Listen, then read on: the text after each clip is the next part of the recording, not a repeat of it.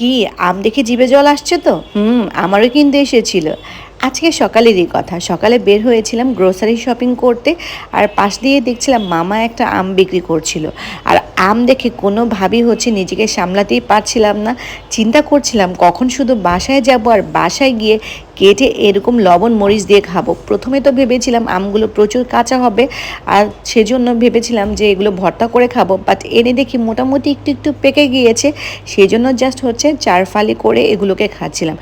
But আমগুলো এত এত পরিমাণে টক ছিল, বাট খেতে কিন্তু দুর্দান্ত ছিল। ওয়াফিয়ার ফেসের এক্সপ্রেশন দেখো, ওয়াফিয়াও কিন্তু খুব মজা করে করে আমগুলো খাচ্ছিল।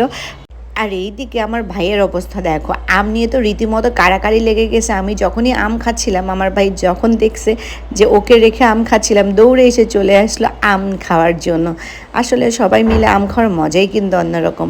কারা কারা এইভাবে করে আম খেতে পছন্দ করো কমেন্টে জানাও।